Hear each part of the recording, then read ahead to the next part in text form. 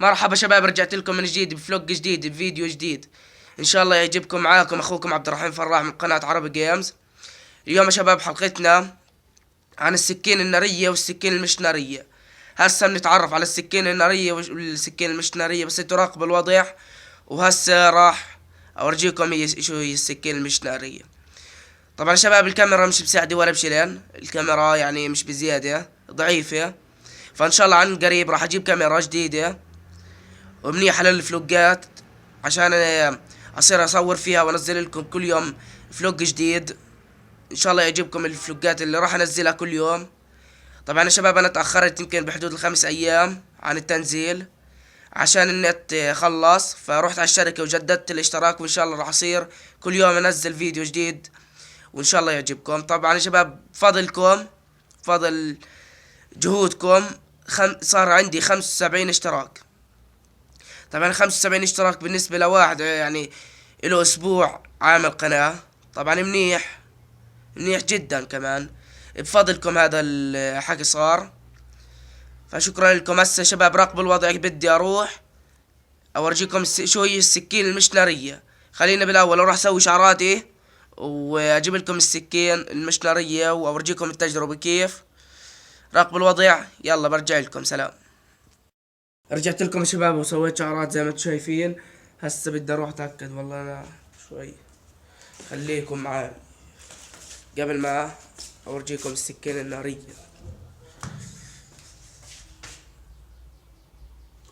تمام، الشعرات 100% خلاص. هسه يا شباب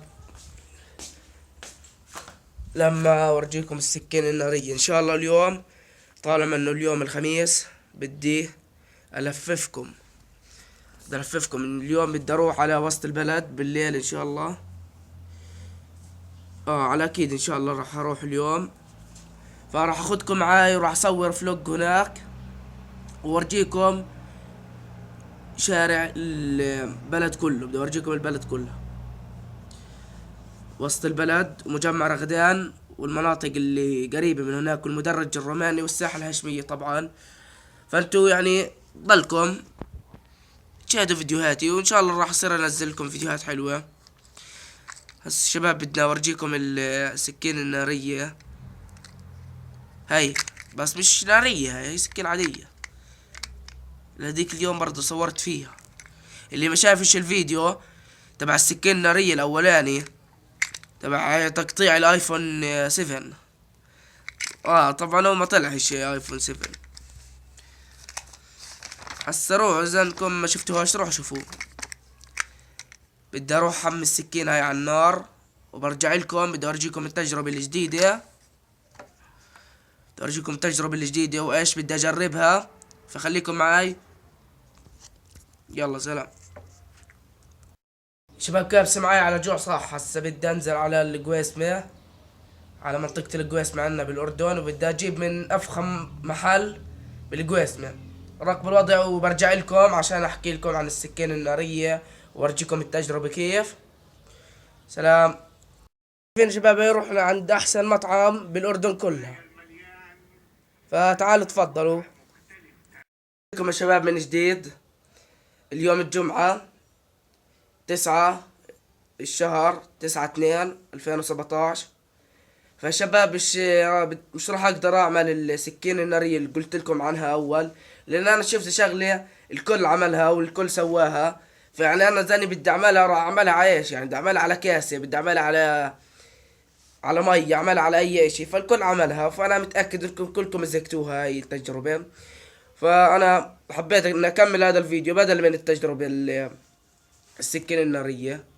وبالنسبة للسكين المش نارية عادي، يعني سكين عادية بدي استخدمها مش اكتر يعني. شباب بس بدي ارجيكم عندي الاضاءة، فانا بدي اصير كل مرة اصور فلوقاتي بهاي الغرفة. فبدي ارجيكم هاي الاضاءة زي هيك.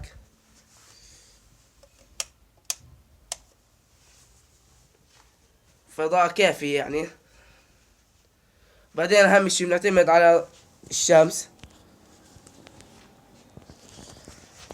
الشمس اليوم انا زي ما شايفيني مشمس، مصيف، قميص. مش بقول لكم عندنا جو متقلب. لسه قبل اسبوع كان او قبل 4 ايام كان بدأ تلج. هسه شمست. زي ما شفت هيك الاضاءة. خلاف على هيك في برضو اضاءة ثانية. فانا متأكد جودة التصوير مش راح تكون بزيادة. فجودة التصوير ما راح تكون بزيادة لان انا بصور على تلفون. بصور على تلفون هواوي.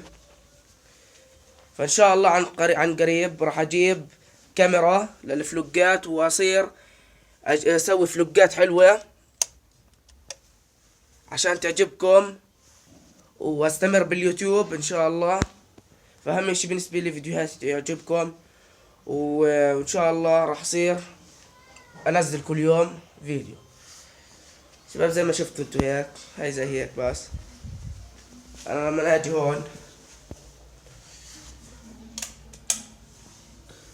هون بطلع على على الكاميرا بطلع على المراية.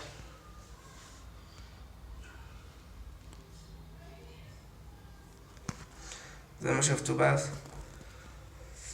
كله تمام 100% يا شباب. خلص ان شاء الله. انا امبارح ما قدرتش ننزل على البلد. بس قضيتها عنا بالدار.